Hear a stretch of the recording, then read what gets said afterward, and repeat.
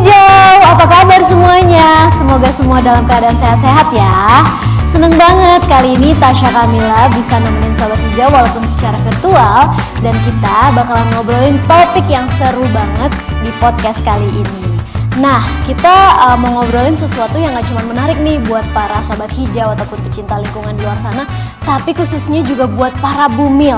Karena kita mau ngobrolin soal bahaya merkuri yang beresiko mengganggu pertumbuhan bayi dalam kandungan.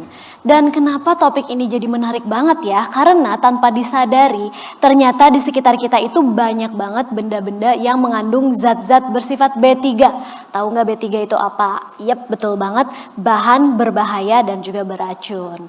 Nah, merkuri ini sendiri terdapat di benda-benda yang kita gunakan sehari-hari, seperti lampu neon atau fluorescent lamp, kemudian termometer air raksa. Masih ada nggak sih yang pakai termometer air raksa ya? Tapi kalau dulu kita inget zaman-zaman sekolah, ya kan suka ada termometer air raksa. Nah itu tuh mengandung merkuri juga.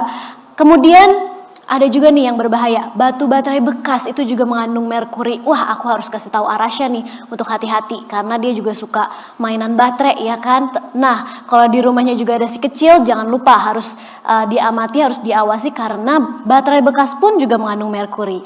Kemudian apalagi yang mengandung merkuri, ada barang elektronik yang sudah tidak terpakai.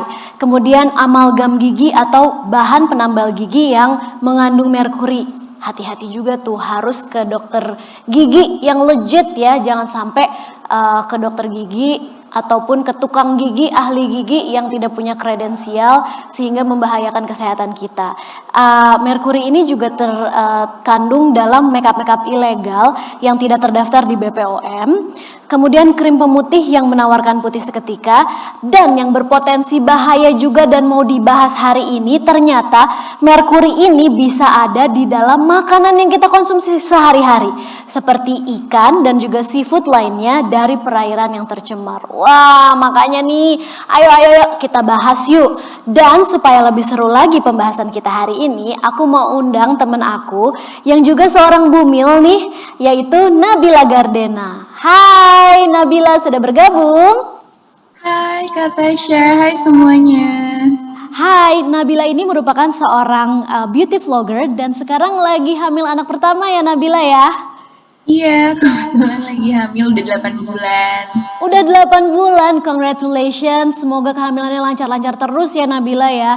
Gimana nih, pasti hamil anak pertama itu kan banyak banget ya hal-hal yang berkesan. Kalau di kamu seperti apa tuh?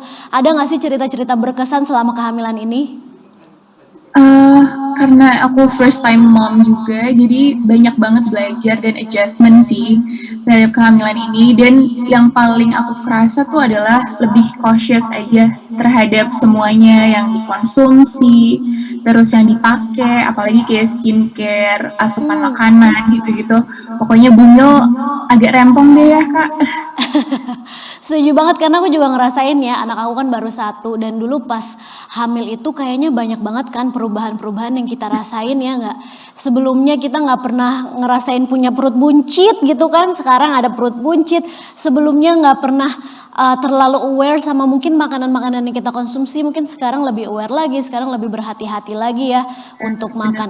Nah kalau kamu sendiri Nabila, ada nggak sih perubahan pola konsumsi yang kamu lakukan selama kehamilan ini? Ada sih, yang jelas kan kalau ibu hamil dilarang yang mentah kan Kak. Jadi aku selalu makan yang matang, terus ngehindarin yang terlalu bergula, berlemak, hal-hal yang kayak gitu deh. Makanya aku juga penasaran banget nih ngedengerin tentang merkuri ini karena pasti ada bahayanya juga untuk bumil, makanya harus lebih hati-hati juga. Oh, pastinya. Nah, merkuri itu bisa masuk ke dalam tubuh manusia itu nih. Aku bisa jelasin ya, ada penjelasannya.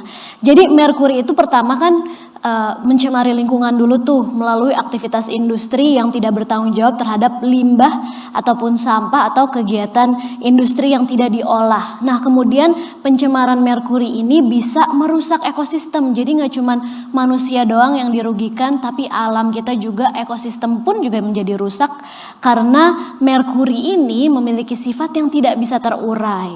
Karena merkuri ini tidak bisa terurai, banyak hewan ataupun ikan yang tidak sengaja mengkonsumsi merkuri akibat dari aktivitas industri dan pencemaran yang tidak bertanggung jawab itu. Mereka kan buang limbah ke laut atau ke sistem pembuangan tanpa ada pengelolaan yang baik. Akhirnya yaitu merkuri tadi terkonsumsilah oleh hewan-hewan yang mau kita pangan.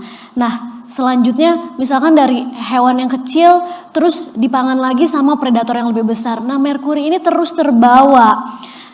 Makanya merkuri ini bisa berbahaya banget karena kalau kita sendiri juga memiliki pola hidup yang kurang menjaga kebersihan ataupun kotor, dan ketika terpapar merkuri maka kita juga bisa mengalami resiko-resiko kesehatan, khususnya para bumil nih, karena bisa mengganggu proses perkembangan bayi dalam kandungan, mempengaruhi sistem saraf bayi dan juga otak yang sedang tumbuh.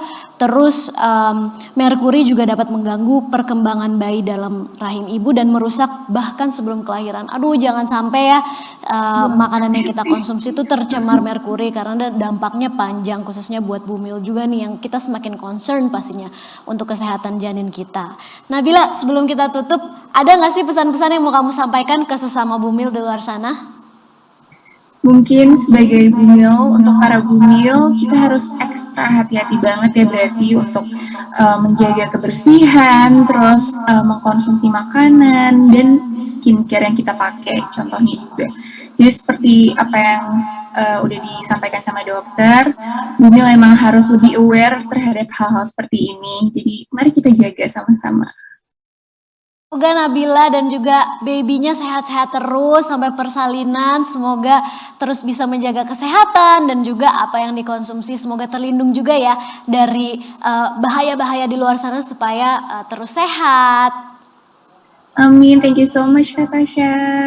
Sama-sama, terima kasih banyak ya Nabila udah meluangkan waktu, dan juga tentunya untuk Dr. Alex terima kasih banyak sudah meluangkan waktunya untuk bisa hadir di podcast kita kali ini. Dan tentunya terima kasih juga buat Sobat Hijau yang udah nonton podcast ini. Pastinya kita jadi semakin tahu lagi ya tentang bahaya merkuri. Semoga Sobat Hijau semakin aware dengan apa yang kita konsumsi, apa yang kita pakai, dan terus menjaga pola hidup sehat.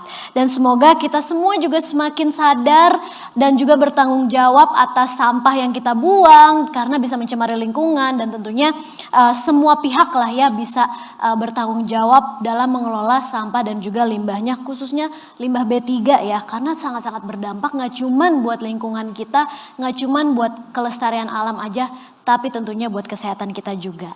Terima kasih sekali lagi buat Sobat Hijau yang sudah bergabung. Sampai jumpa di podcast berikutnya. Bye-bye.